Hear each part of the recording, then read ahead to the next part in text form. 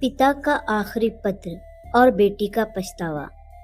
सूरजपुर नाम के एक छोटे से कस्बे में राधा और उसके पिता रामलाल का एक छोटा सा संसार बसा था। रामलाल एक रिक्शा चालक थे जिनकी जिंदगी धूप धूल और पसीने की गवाह थी। सुबह की पहली किरण से लेकर रात की आखिरी चांदनी तक वह रिक्शा चलाते थे, सिर्फ इसलिए कि उनकी इकलौती बेटी राधा के सपने को पंख मिल सके। राधा एक नन्हा सा सितारा जिसकी आंखों में डॉक्टर बनने का सपना चमकता था। वह रात को टिमटिमाते दिए की रोशनी में किताबें पढ़ती और कहती, बाबूजी, एक दिन मैं डॉक्टर बनूंगी और आपको कभी रिक्शा चलाना नहीं पड़ेगा। आप मेरे साथ बड़े बंगले में रहेंगे। लेकिन रामलाल की कमाई इतनी थी कि घर का गुजारा और राधा के स्कूल की फीस ही मुश्किल से चल पाती। मेडिकल कॉलेज की फीस तो उनके लिए किसी असंभव सपने जैसा था। राधा जो अब 17 साल की हो चुकी थी, उसको लगने लगा था कि उसके पिता उसके सपने को गंभीरता से नहीं लेते। जब वह अपनी पढ़ाई की बात करती, रामलाल बस चुपके से मुस्कुराते और कहते, बेटी तू मेहनत कर, सब कुछ ठीक हो जाएगा। उनकी ये बात राधा को चुभती। वह गुस्से में सोचती, बाबूजी को मेरे सपनों की परवाह ही नहीं है। दिन रात रिक्शा चलाते हैं, लेकिन मेरे लिए कुछ क्यों नहीं जोड़ते। राधा की माँ लक्ष्मी जब राधा सिर्फ 2 साल की थी, बीमारी के कारण चल बसी थी। तब से रामलाल ने राधा को माँ बाप दोनों का प्यार दिया। लेकिन राधा की जवानी के गुस्से में यह बात कहीं दब गई थी। एक दिन गुस्से में वह चीख पड़ी, बाबूजी, आपने मेरे लिए किया क्या है? ना किताबें खरीद सकते हैं, ना मेडिकल की कोचिंग का खर्चा। मेरा सपना तो आपकी इस गरीबी में कुचल जाएगा। रामलाल की आंखें नम हो गई। उन्होंने राधा का चेहरा देखा, जैसे उसकी हर बात उनके सीने में चुभ रही हो। फिर चुपचाप रिक्शा उठाया और सड़क पर निकल गए। राधा को बाद में अपनी बातों पर पछतावा हुआ, लेकिन वह कुछ ना कह सकी। वक्त बीतता गया। राधा 12वीं में पहुंच गई और मेडिकल प्रवेश परीक्षा की तैयारी में जुट गई। वह रात रात भर जाग कर पढ़ती, लेकिन मन में डर था, अगर वह पास भी हो गई तो फीस का क्या। उधर रामलाल की तबीयत बिगड़ने लगी। उनकी सांसें भारी होने लगी, लेकिन वह राधा से कुछ कहते नहीं। रात को खांसते हुए भी वह चुपके से बाहर चले जाते, ताकि राधा की नींद न टूटे। एक ठंडी सर्दी की सुबह रामलाल अचानक बिस्तर से उठ न सके। राधा ने देखा तो घबरा गई। उनके चेहरे पर पसीना था और सांसें रुक रुक कर आ रही थी। राधा ने पड़ोसियों से उधार मांगकर उन्हें अस्पताल ले गई। डॉक्टर ने बताया कि रामलाल को फेफड़ों की गंभीर बीमारी हो गई है, जो सालों के मेहनत और धूल धुएं में रिक्शा चलाने से हुई है।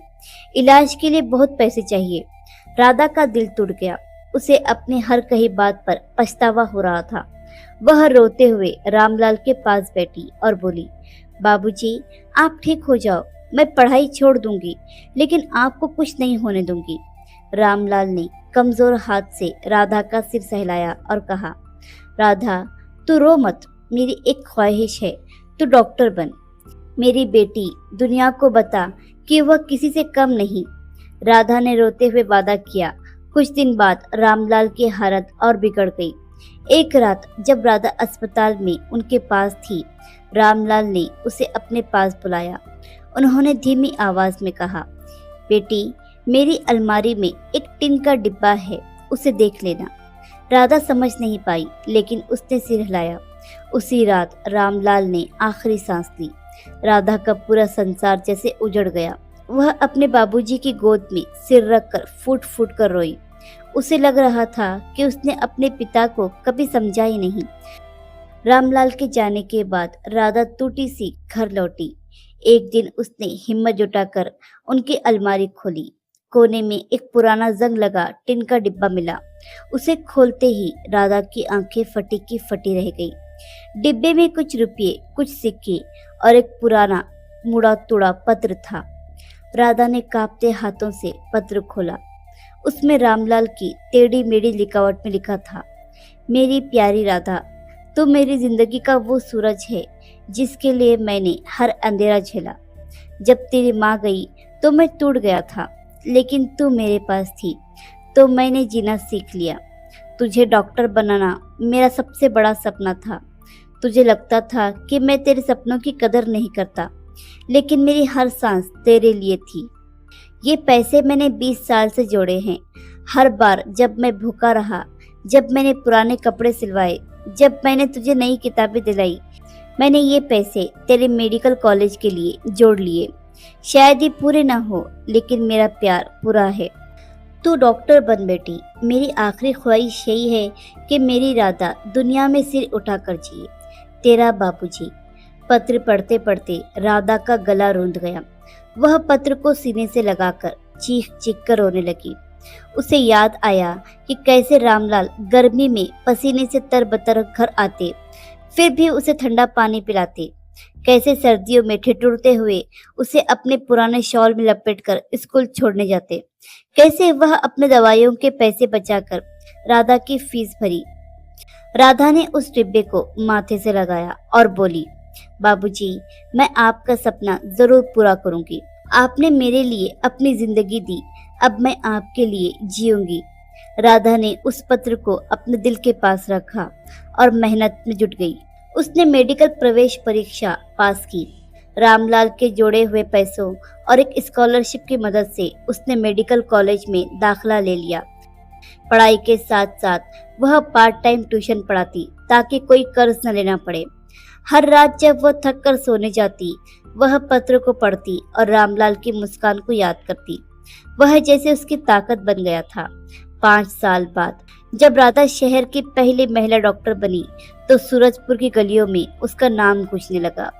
उस दिन वह अपने कॉलेज से डिग्री लेकर सीधे रामलाल की पुरानी रिक्शा के पास गई, जो अब घर के बाहर पड़ी थी। उसने डिग्री को रिक्शा पर रखा, आंखें बंद की और कहा, बाबूजी, ये आपकी जीत है। आपकी बेटी ने आपका वादा पूरा किया। उसकी आंखों से आंसू टपक रहे थे, लेकिन चेहरे पर गर्व की मुस्कान थी। राधा ने सूरजपुर में एक छोटा सा क्लिनिक खोला, जहां गरीबों का मुफ्त इलाज होता था। हर मरीज को देखते वक्त उसे रामलाल की याद आती, जिन्होंने अपनी जिंदगी दूसरों के लिए कुर्बान कर दी। क्लिनिक के बाहर एक तख्ती लगी थी, जिस पर लिखा था, रामलाल स्मृति क्लिनिक। सीख। पिता का प्यार एक ऐसा खजाना है जो चुपके से बलिदान देता है। उनकी खामोशी में छिपे सपनों को समझे, क्योंकि उनके आंसुओं में हमारी जिंदगी की कीमत होती है। प्यारे दोस्तों, अगर आपको हमारी कहानियाँ पसंद आ रही है तो हमारे चैनल हानिया वॉइस को ज़रूर सब्सक्राइब करें, वीडियो को लाइक करें और शेयर करना बिल्कुल भी ना भूलें। कहानी सुनने के लिए आपका बहुत बहुत धन्यवाद।